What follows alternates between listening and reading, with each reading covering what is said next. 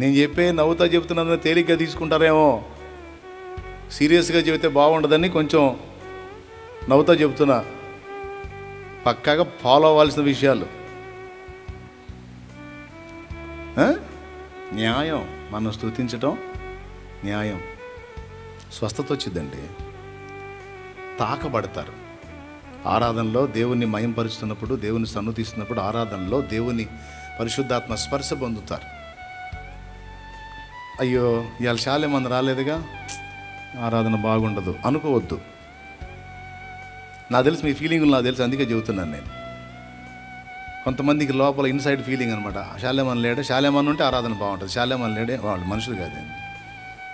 వాళ్ళు నిలబడి దేవుడిని ఆరాధిస్తున్నప్పుడు దేవుడు పరవశుడే వస్తాడు. మరి ప్రపంచంలో జరుగుతున్న సంఘాలన్నింటిలో శాలేమన్నే పాడుతున్నాడు ఏంది?